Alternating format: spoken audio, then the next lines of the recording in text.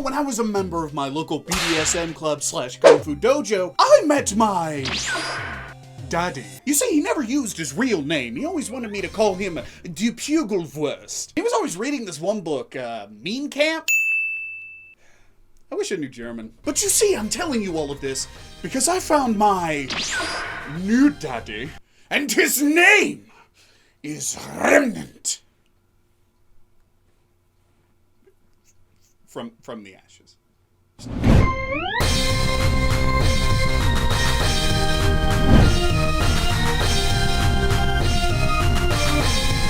Remnant from the Ashes is the newest game in the Souls genre, with many of the newer titles going on to become critical successes. And with Remnant becoming one of those newest hits in the plethora of hits in the Souls genre, we need to find out, is it an evolution of the genre, or simply held back too much by its double-edged sword? But before we get into all of that, be sure to subscribe to the wisest channel on the internet and join the Wise Clan, as well as like and comment on this video because you just love it so much. But with all of that out of the way, this is my review of Remnant from the Ashes.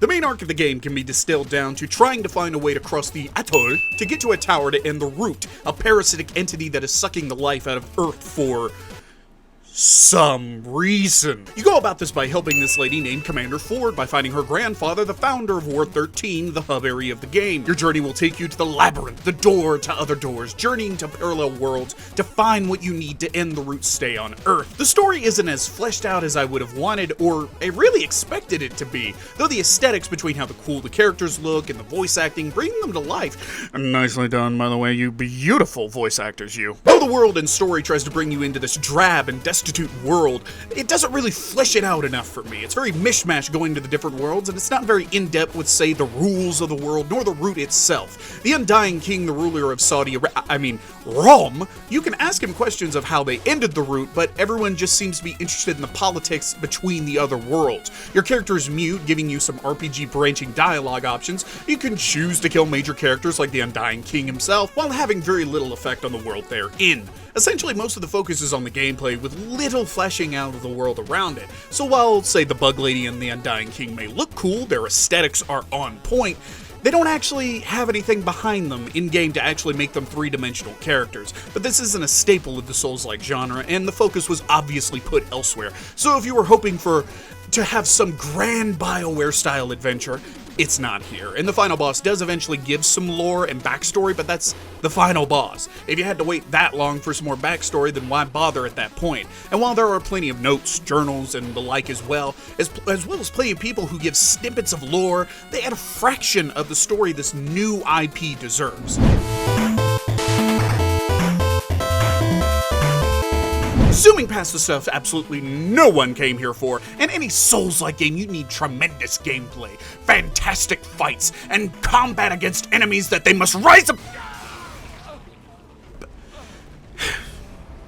I'm not mad. I'm not mad. You're not getting to me today.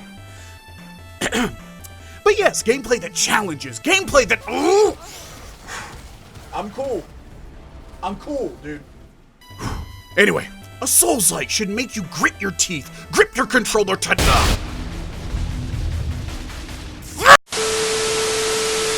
Anyway, Remnant takes those Souls mechanics and adds guns, baby! Remnant is a big carbon copy of tons of Dark Souls mechanics and systems, adding in to simplify the armor stat to just one number in the addition of mods to the guns that have different abilities that I will bring up later. The game incentivizes you to go from boss to boss, beat them, then take back the unique crafting material to War 13 to make new weapons and mods, but the gameplay at its very base is very simple. Dodge any and all attacks, and fire when you can, and I hope you got rigid at the dodging part, because you will do that ad infinitum, as the game throws every enemy type they have at you, every single boss battle and dungeon they possibly can. If you play by yourself at times, all you will do is throw yourself all over the place. So picture thousands of enemies throwing, swinging, and shooting damage at you, also having a boss who can vary between melee and ranged, but sometimes switches between them. It can be infuriating rather than challenging, and kind of annoying. Now, co-op actually helps alleviate this by giving more targets for the enemies to go after. For me, I would not recommend playing alone.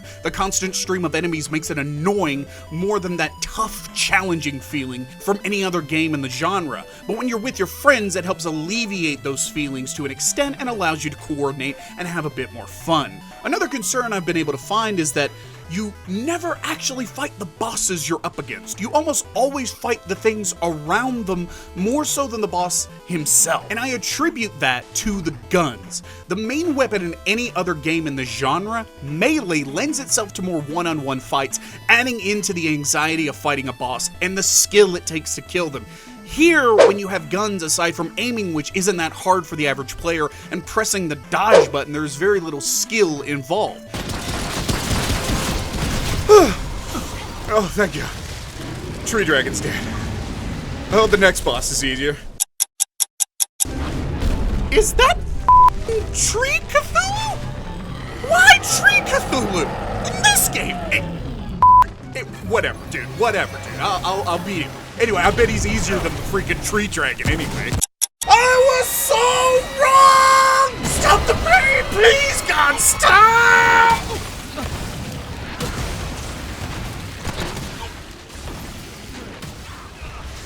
Now, mountains do add a bit of fun and strategy to the game. When you're by yourself, you better take the Rattleweed or a mod that lets you throw a plant out that aggroes enemies for you and alleviates the amount of annoyance the game can bring you, if only slightly.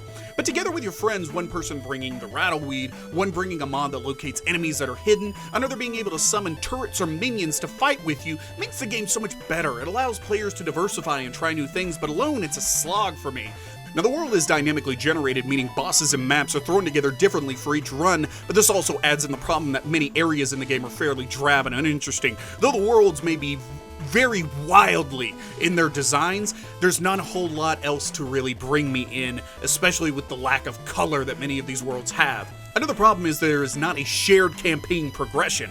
Me and my friends played through a lot of areas of one person's save, and it was demoralizing realizing I will have to replay almost all these things I just did again. It makes you have to choose between progressing your game or your friends, and that decision comes down to, would you rather play through an artificially more difficult, less well-balanced single-player game, or progress through on an easier campaign, but knowing you're going to have to redo most of what you just did? Now, the dynamic world system helps a bit, but when the difficulty spikes and the just unbalanced nature of a lot of these things continue to ruin things on the single-player side. There are too many double-edged swords in this game. On a side note, it also adds the checkpoint system from a certain other game. But the strangest design decision around the checkpoints is not their function, but the freaking moment you and your friends sit down to save your progress, you get a hot solar flare to the my eyes! Oh, God! Why? Why would you do this? You think at 2 a.m. after an 18-hour gaming section, I want to see the state I'm in? Forcing me to rethink my entire life and realizing no shower will ever be hot enough to wash away the shame of seeing myself like that. I play with a Snuggie on. I'm like a slow-roasted pig in this thing. It just keeps the body heat next to me the entire time. Just like when I go to get my burger meal I ordered, and they leave it in the bag right after it's freshly cooked, and I'm having a sloppy conglomeration of paper and processed meat that's like, I am so off topic. What was I doing? Yeah, checkpoint solar flare. No good idea! To wrap up my thoughts on the gameplay, the addition of guns to this Souls formula presents problems. The bosses lose their function when any ads spawn, and not killing them is a losing strategy every time. Without these smaller enemies, the fights become extremely simple. Dodge a melee attack or two, and at times keep your distance, and that distance is the problem. Most bosses in the game, I'd say 90% excluding Tree Cthulhu and the final boss, you need to do very little aside from dodging at specifically easily timed moments, and unload on it until you run out of ammo. They need these really annoying and overabundant minions to distract you just enough for the boss to have a shot at hitting you. But in Dark Souls, the boss is your only enemy. It's skillful, it's epic battles, not an annoying slog as you chip a health bar down. That doesn't take away from the designs or their usefulness as bosses. Heck, in a game like Dark Souls, the Unclean One, the Undying King, and Tree Cthulhu would fit perfectly into that series, but the guns bring a requirement that does sadly provide more a transparent annoyance than a challenging feeling. Like, overcoming a boss here is not triumphant, but expected. 1v1, when the boss brings a sword to a gunfight, the player will win every time. And it brings a question to mind for me. Did this game need bosses? Like, at all? Using that time to make more enemy types beside the overused types here, where they're just reskins and do the same attacks, or feral beasts who only require a simple dodge and unloading of your clip. Instead, why not make more unique enemy types and make more of them? And have it be a war almost of you and your group fighting an attritional conflict where you fight hordes of enemies, set traps and defenses. It would work to the game's strengths and making it not an annoyance but a strategic war. Remnant is not an awful game, and maybe budgetary reasons make this game more of a copy of a series rather than a brand new entry in their evolution of the genre. I think given the success of the game, they could get picked up and be given more resources to work with and flesh out the gameplay, making something unique and not a tributary addition to a genre that is begging for something new. But what is here could be a great base to build upon depending on the direction they take this new IP. The gameplay is the foundation of which a Souls game's success can bloom from. With the addition of guns, it brings problems, and a lot of the times it feels like the devs are simply saying, we need X mechanic because all the other games in the genre do. Instead of pushing the envelope, it feels like they're retreading a lot of things. Competently, but just more so retreading. A few anxious additions here or there, but it just doesn't seem like they wanted to rock the boat that much. They wanted to give people the game they expected from a game in this Souls-like genre. And that's the problem. They either could not or would not take too many risks and risk this game's success. And I wish they would have tried just a few more things here to try and push this genre a bit into newer territory. But with all of that said, it's time for a verdict.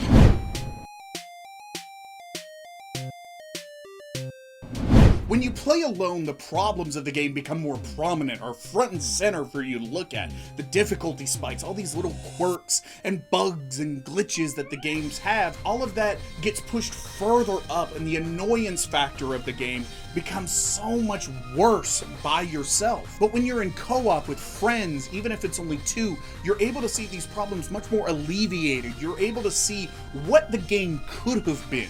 But when half the experience is so annoying, but the other half is fairly fun and quite promising for a new IP, it's gonna be hard for this game to rise above other games in this Souls-like genre. And that's why I end up giving Remnant from the Ashes a 6 out of 10 on my scale. It's quite above average, good game. It's just half the experience is so annoying and its problems are so up in front of you, in your face. It just makes the game tough to play by yourself, and waiting on your friends to get online all the time is not something every player is going to be able to do, and especially if they don't have friends that even bought the game. But of course, that is just my opinion. Put down in the comment section what you thought of Remnant from the Ashes. Like this video because I know you loved it. Join the wisest channel on the internet. Subscribe today to join the Wise Clan. And I'll see you next time. 10 Wise out.